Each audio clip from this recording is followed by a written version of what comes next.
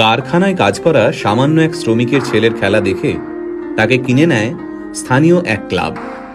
বাচ্চা ছেলেটির বয়স তখন মাত্র 5। কিন্তু ভাগ্যের কি পরিহাস, মাত্র 11 বছর বয়সে এক বিরল রোগ ধরা পড়ল এই বিস্ময় বালকের। পরিস্থিতি এমন হলো যে চিকিৎসা শুরু না হলে বাচ্চাটির প্রাণ সংশয় হতে পারে। সেই চিকিৎসার জন্য মাসে 75,000 টাকা প্রয়োজন। কিন্তু সামান্য এক শ্রমিক বাবা কিভাবে জোগাড় করবেন এই টাকা? স্থানীয় যে ক্লাবে ছেলেটি খেলতো তারাও এই বিপুল পরিমাণ টাকা দিতে অস্বীকার করল। খেলা তো দূর, একটা সময় যার বেঁচে থাকা নিয়ে সংশয় দেখা গিয়েছিল, আজ সেই ছেলেটাই এই পৃথিবীর সর্বকালের সেরা একজন ফুটবলার। হ্যাঁ, ঠিকই ধরেছেন।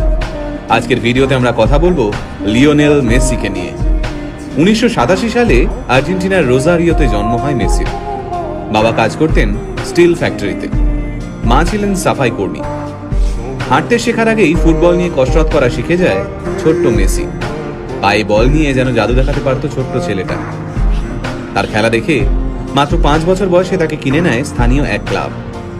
ছোট্ট মেসির খেলা দেখতে দূর দূরান্ত থেকে মাঠে ভিড় জমাতো দর্শকরা। তাই মাত্র 5 বছর বয়সী মেসির খবর ছড়িয়ে পড়ে আর্জেন্টিনা থেকে স্পেনে। পরিবারের মুখে দুবেলা খাবার তুলে দিতে প্রতিদিন মাথার ঘাম পায়ে ফেলতে হতো মেসির বাবাকে। ছেলের প্রতিভা দেখে নিশ্চিন্ত হন মেসির বাবা। ভেবেছিলেন কষ্টের দিন শেষ হতে চলেছে। সবকিছুই ঠিকঠাক চলছিল। সবাই জানতো মেসি ইউরোপের বড় কোনো ক্লাবে খেলবেই। তারপর মেসির যখন বয়স মাত্র 11, তখন ধরা পড়ল এক বিরল রোগ, গ্রোথ হরমোন ডেফিসিয়েন্সি। এই রোগের কারণে বাচ্চার বৃদ্ধি কমে যায়, সাথে বেড়ে যায় ওজন। এই রোগের চিকিৎসা করাতে প্রতিদিন মেসির পায়ে 2 ইঞ্জেকশন দেওয়া হতো। এই চিকিৎসা করতে মাসে খরচ হতো প্রায় 75,000 টাকা। মেসির পরিবারের পক্ষে এই বিপুল পরিমাণ টাকা দেওয়া অসম্ভব হয়ে দাঁড়ায়।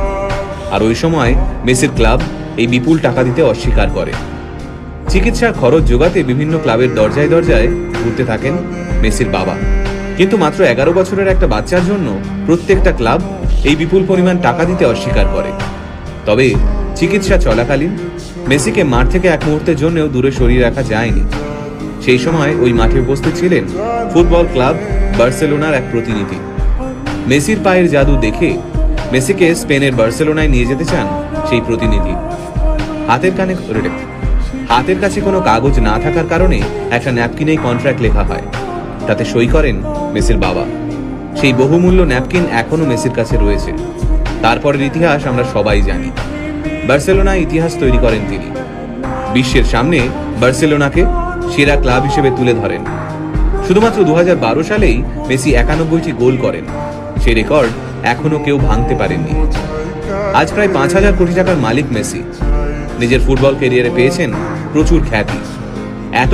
এত সম্পত্তি পেয়েও মাথা ঘুরে যায়নি তার। বিয়ে করেছেন সেই ছোট্টবেলার বান্ধবী আন্তোনেলাকে। মাত্র 11 বছর বয়সে মেসি যখন আর্জেন্টিনা ছেড়ে স্পেনে চলে যান, তখন তিনি আন্তোনেলাকে কথা দিয়েছিলেন যে একদিন না একদিন তিনি তাকে স্পেনে নিয়ে যাবেনই। কথা রেখেছিলেন মেসি। ছোটবেলা থেকে স্পেনেই থাকতেন মেসি। বলা যায় স্পেনেই বড় হয়ে উঠেছেন তিনি।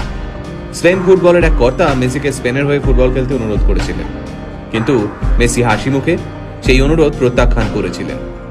বর্তমানে পৃথিবীতে এমন কোনো ট্রফি নেই যা মেসির নামের পাশে নেই।